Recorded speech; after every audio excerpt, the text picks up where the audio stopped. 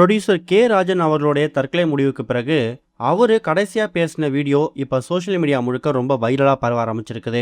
ஞாயிற்றுக்கிழமை மே 17ஆம் தேதி சென்னை அடையாள இருக்கக்கூடிய கூவம் ஆத்துல குதித்து ப்ரொடியூசர் கே ராஜன் அவர்கள் தற்கொலை பண்ணிக்கிட்டாரு. இன்னைக்கு காலையில வரைக்கும் அவருடைய தற்கொலை முடிவுக்கு காரணம் என்ன அப்படிங்கிறது தெரியாம இருந்துச்சு. ஆனா இப்ப எக்கச்சக்கமான நியூஸ் சேனல்ல அவருடைய தற்கொலைக்கு காரணம் இதுதான் அப்படிங்கிற மாதிரி சில தகவல் பரவிட்டு இருக்கு. குறிப்பா தமிழ் சினிமால 90s காலகட்டத்தில் இருந்து பல படங்களை அவர் தயாரிச்சிருக்காரு. ஒரு சில படங்கள் வெற்றி பெற்றிருக்கு, சில படங்கள் தோல்வியை சந்திச்சிருக்கு.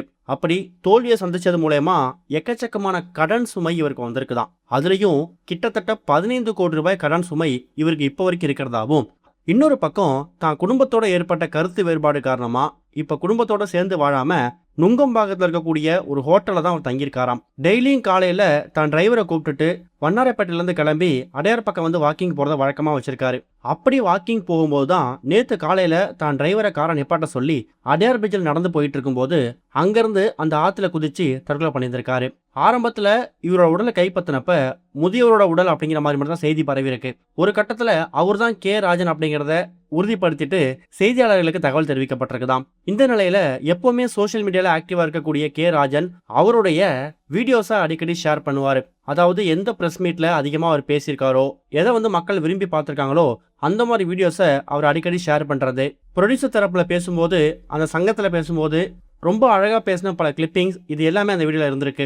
கடைசியாக தன்னோட டிரைவர் கிட்ட காரை இங்கே நிப்பாட்டு, நான் வாக்கிங் போகிறேன் அப்படின்னு அவர் சொல்லிட்டு தான் அந்த பாலத்தில் நடந்து போயிருக்காரு. அதுக்கப்புறம் ரொம்ப நேரமாக திரும்பி வராத காரணத்தால் டிரைவருக்கு சந்தேகம் ஏற்பட்டு தேட ஆரம்பிச்சிருக்காராம். அப்போதான் மாலை நேரத்தில் இவருடைய உடல் கூவாத்துல மிதந்தது தெரிய வந்திருக்குது. இப்போ வரைக்கும் இவருடைய தற்கொலைக்கு என்ன காரணம் அப்படின்னு தெரியாமல் இருந்துச்சு. ஆனால் ஒரு பக்கம் 15 கோடிக்கும் அதிகமாக இருக்கக்கூடிய கடன் சுமை, குடும்பத்தோட ஏற்பட்ட கருத்து வேறுபாடு காரணமாக ஒரு சில மன உளைச்சல் சேர்ந்திருக்கு. இந்த இரண்டும் சேர்ந்து தான் இவரை இந்த ஒரு முடிவு எடுக்க வச்சிருக்கு அப்படிங்கிறது இப்போ கன்ஃபார்ம் ஆயிருக்கு. இது வரைக்கும் கனெக்டிங் டிவிக்கு சப்ஸ்கிரைப் பண்ணனா மறக்காமல் சப்ஸ்கிரைப் பண்ணிக்கங்க. உடனடி அப்டேட்ஸ் பெறுவதற்கு நோட்டிஃபிகேஷன் பெல்லையும் கிளிக் பண்ணிக்கங்க.